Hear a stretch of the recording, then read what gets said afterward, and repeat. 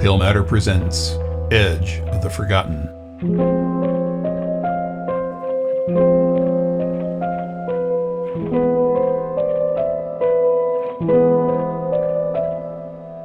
Edge of the Forgotten is a horror podcast series and may contain material not suitable for all audiences. Listener discretion is advised. Please see the episode description for content warnings and additional details.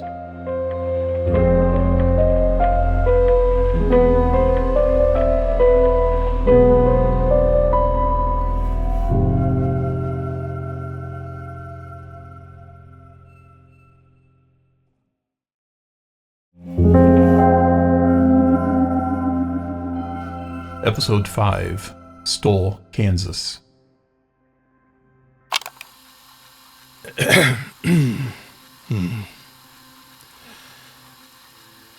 As always, I feel the need to begin each record in this series with a personal statement.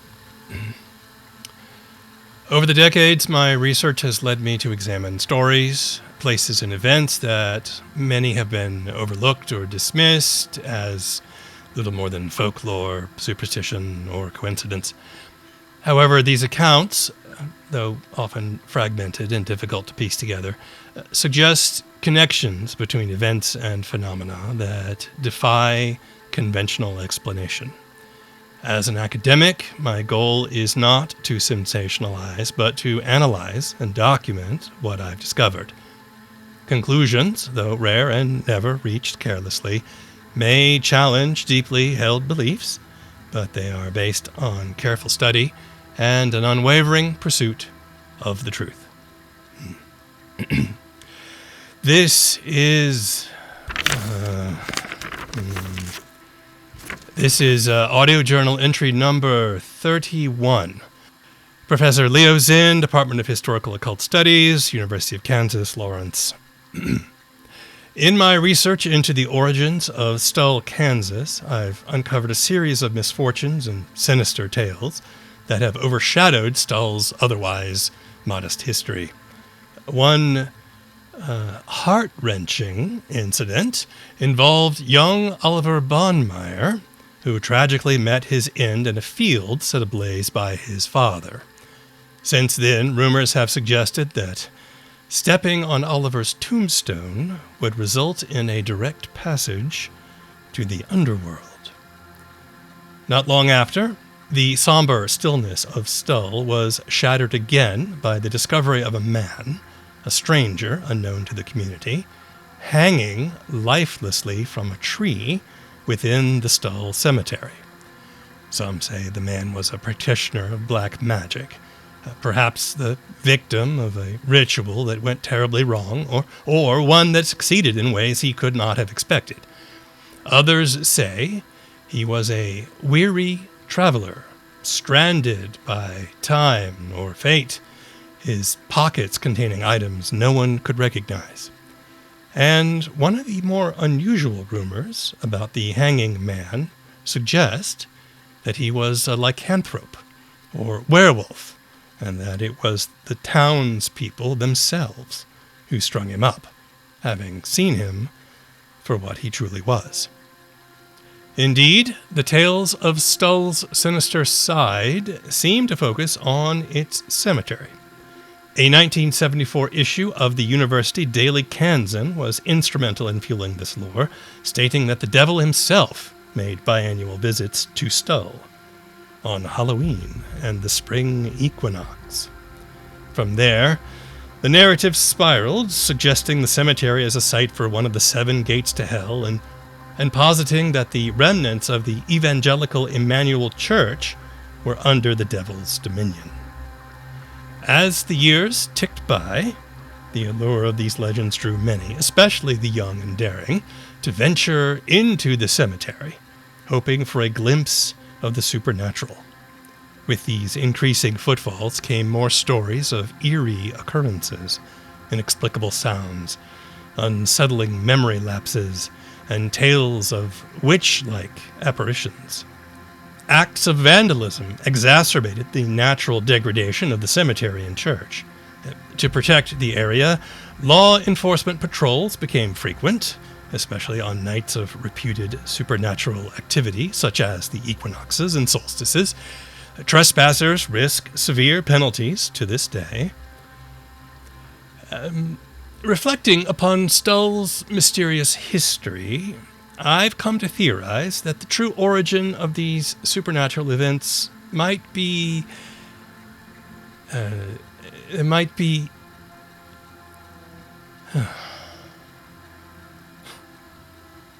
What am I doing here? None of this is good, is it? You were just getting on a roll, Professor. You should continue. Yeah, but, is any of it good? Useful at all? You have such a breadth of knowledge. It's good to get it out, however it comes. Don't think of this first round as even a first draft. It's your info dump, as we might call it. Getting it all out there is a first major step. From there, I can help you clean it up and organize it. We'll get it there. I just worry that it's all stuffy, too academic. You have been a professor for nearly 40 years. Over 40, actually. Too academic is your natural order of things. Don't worry about the tone or delivery. Just focus on the history and other knowledge you bring. I'll help regarding the rest of it. Well, perhaps this is as good a place as any to stop for now. Perhaps that's one of the problems. My memory isn't as good as it once was. And I'm here to help with that too. What are you stuck on? What was it we decided about mentioning the theory that all of these mysterious events in Stull may be related to an ancient artifact buried there in the cemetery? Well, some of your early research pointed to a theory that German settlers brought with them a fragment of a capstone, supposedly from a pagan temple torn down by Charlemagne. Ah, yes, Zinn. According to the legend, the capstone was carved with an image of the devil and was rumored to bring misery and ruin wherever it turned up. The theory also suggested that the temple fragment was hidden either beneath the church foundation in Stull or buried somewhere in the graveyard. Right. So... But we ultimately decided to leave it out. The connections were thin, mostly speculative, and honestly, a bit too academic for most readers. It felt like we were forcing the history to fit the story, and in the end, it just wasn't very compelling. Yes, but did we agree that it might be worth including as a footnote? We did, and then you followed that idea with one of your legendary professorisms. When you said the theory was about as likely as a horse getting itself pregnant. Yes, I remember now. We'll strike all that nonsense from the Stull, Kansas chapter. I think it's for the best. Selena, I know I've said this before, but you are truly invaluable to this process. I honestly don't know how I'd manage without you, and not with this book, and not with any of it. Nonsense. Professor. No, truly. Between the physical tremors and everything else I'm struggling with, getting around isn't what it used to be. And there's still so much to be researched and explored and documented. Some days it all feels a bit overwhelming, as if I've squandered the last of my healthy years teaching, and now I'm trying to play catch-up when I'm too old and my health is failing me. You're 76. You're not dead. There's still time to... The publisher wants a draft. They wanted it yesterday.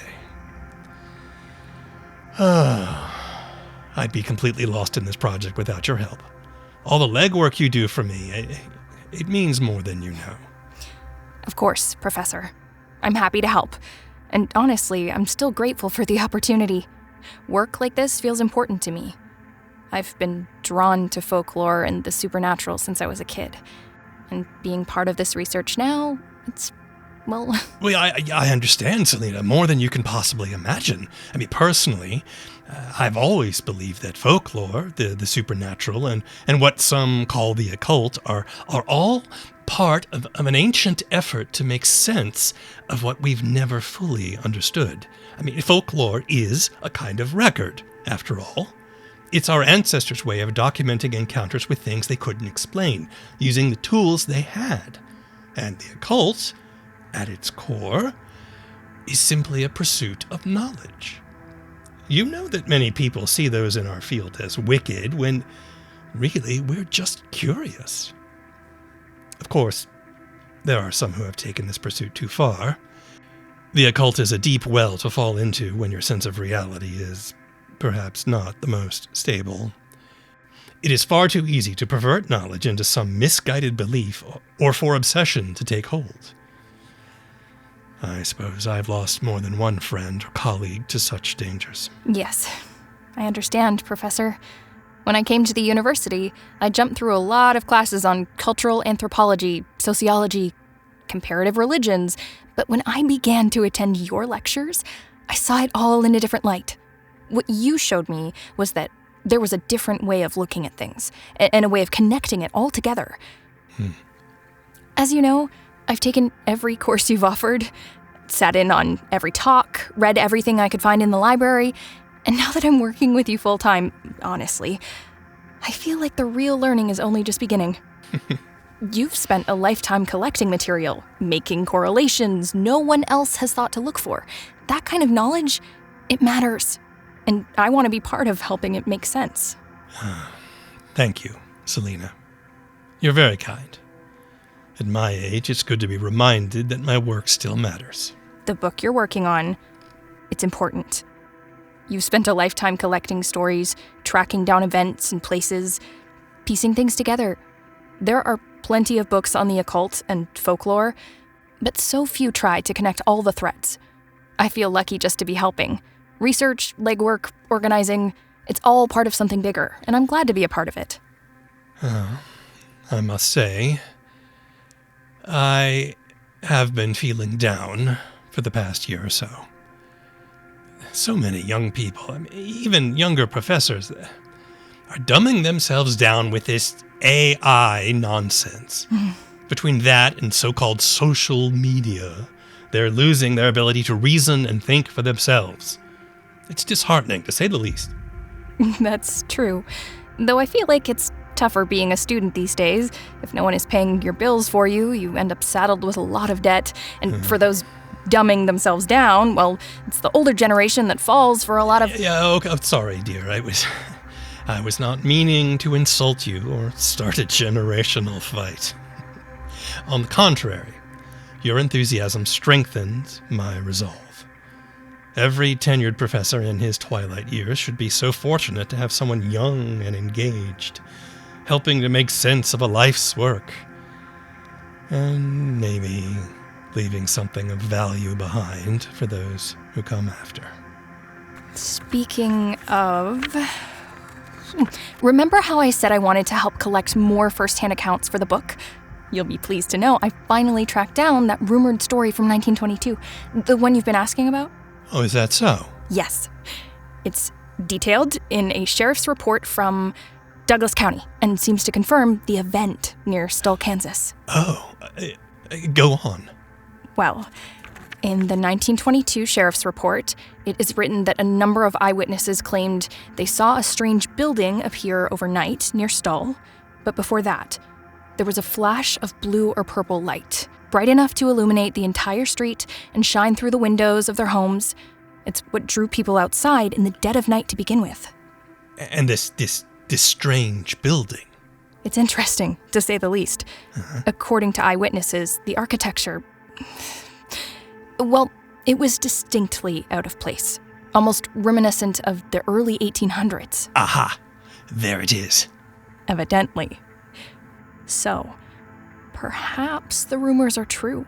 Perhaps indeed. Tell me more. Is there anything else of note from the actual witnesses? Not much, I'm afraid. They say the building, or whatever it was, lingered just long enough for some of the townspeople to step outside and get a good look at it. But before anyone could gather the courage to approach, or before the authorities could arrive, it vanished. There but for a moment, and then gone. That's the story. And what does the sheriff's office have to say about it? Well, they believe the entire event to be a mass hallucination or some such nonsense, despite numerous first-hand accounts of... Yes, mass hallucinations, or collective delusions, as they're often called, are more common than you might think. Many are well documented and have left skeptics scratching their heads. Take, for instance, the miracle of the sun in 1917, Fatima, Portugal, the Angel of Mons during the First World War, or the phantom galleons of San Francisco Bay in the 1800s. I mean, I could go on, but it's... all collective delusions, as you said. Nothing tangible. Well, perhaps. There are plausible explanations for mass hallucinations or collective delusions, including psychological stress, fear, social pressures. Shared beliefs or folklore may also shape perceptions. Environmental factors, too, toxins in the air, water, or even the building materials. And let's not forget ergot poisoning, a toxin found in grains like rye and sometimes other crops. In severe cases, it caused symptoms so extreme that people were once accused of witchcraft. Now, in a small town where many would have shared the same food supply, it's not inconceivable that such poisoning could lead to a shared hallucination. But does any of that match the evidence we've found? Is this all in the mind, or in the well water, or are we dealing with something more? I wouldn't know. I apologize, Selena. I interrupted. Go on. What else does the sheriff's report say? Well, the Douglas County Sheriff's Department dismissed the whole thing, of course. There's more, though. Mentions of a town meeting with Stull's leaders, but it's... Yes. No surprise there. I mean, local authorities dismissing what they can't or don't want to explain. Anything else worth noting, Selena? Actually, there is. But I'm not sure if it's connected to the appearance of the building. There's a note in the report, almost like an aside, about other strange happenings in town around the same time. The deputy mentions sightings of a stranger, or maybe several, wandering the streets at night in odd clothing. And there's something about a boy, maybe 10 or 12, also dressed strangely. The boy acted like he was lost, but avoided people, even when they tried to help, refused food, didn't want shelter. I'm not sure what to make of any of that. The Traveler. The Traveler. Interesting.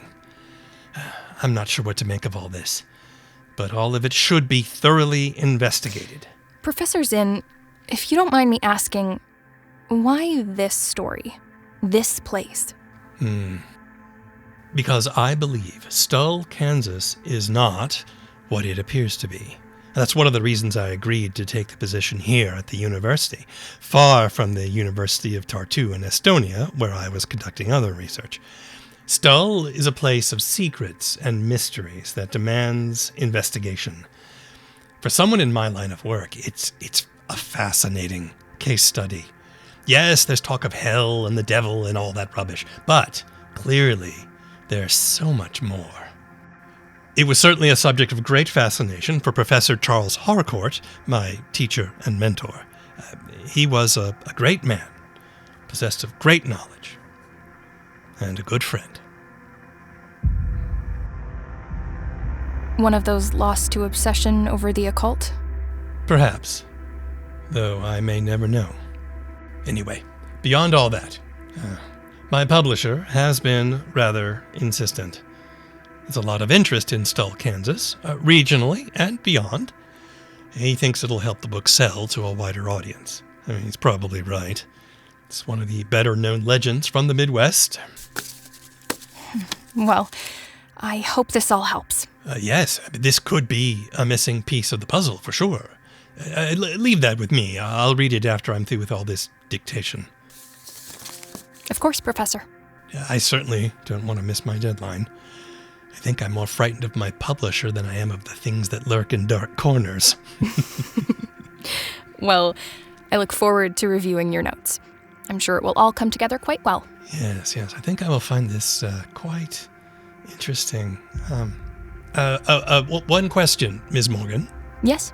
How did you manage to come by that old sheriff's report? I have an associate who is good at getting into places and retrieving things.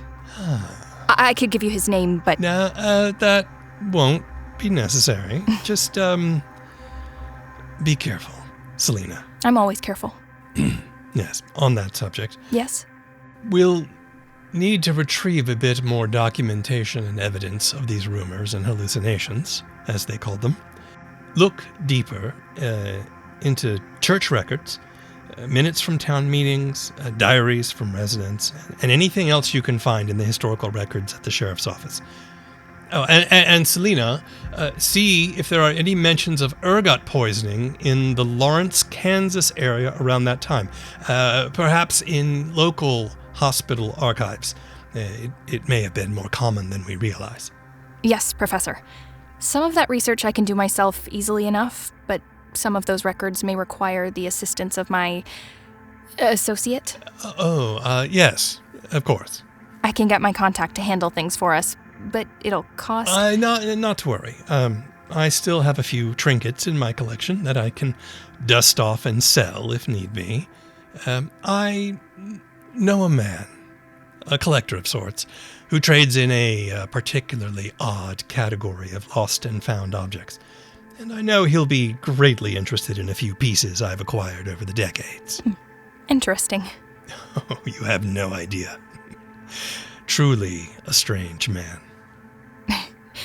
I'll leave you to your work, Professor. Thank you, Selena.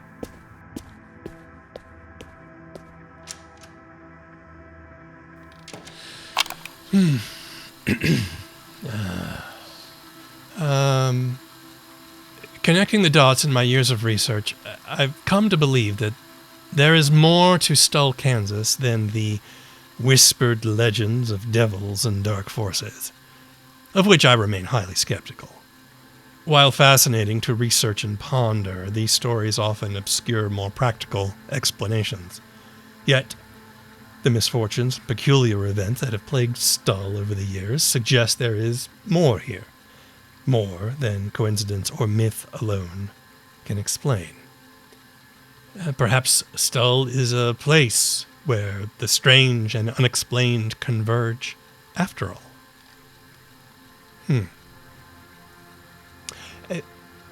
One more thing.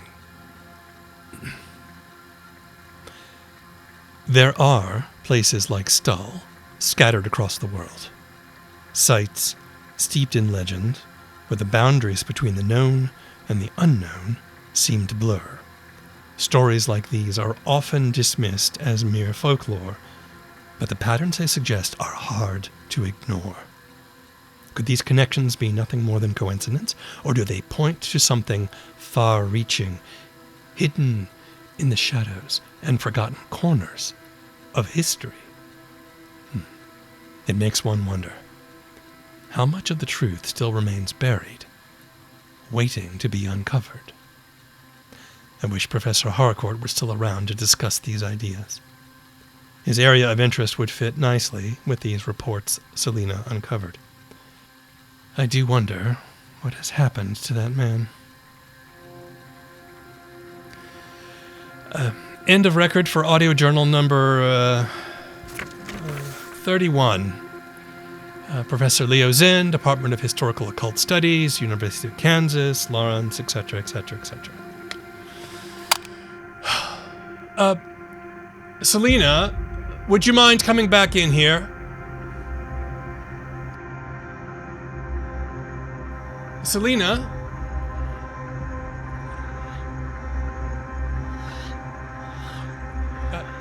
Selena? Are you still there? Yes. That's what I'm doing. I have it under control. Selena? You told me there's no rush. I'm making it happen. Just give me time. Selena? Yes? Sorry.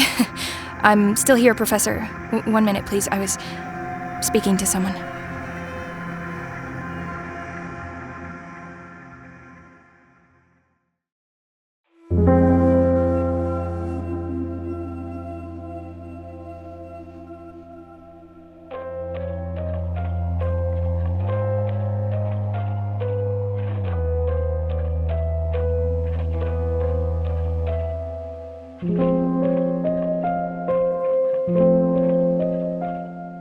Edge of the Forgotten is a Pale Matter podcast distributed by the Realm Podcast Network. Our theme music was created by composer Jimmy Svensson and is available for purchase. See the episode description for more details. If you like what you've heard today, we encourage you to rate and review us on Apple Podcasts, Spotify, or your preferred podcast app, and please share this show.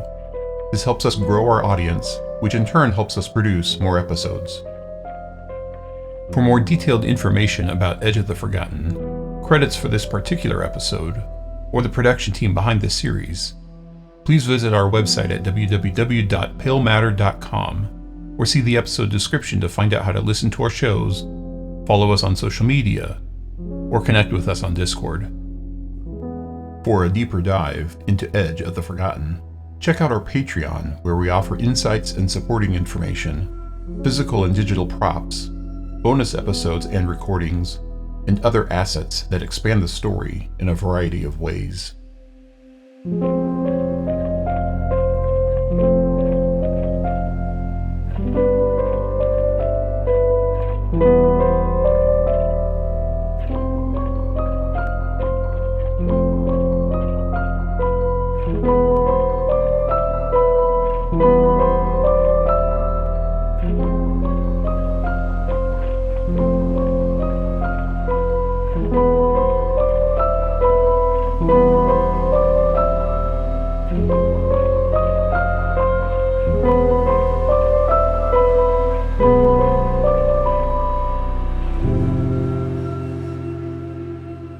Thank you for listening.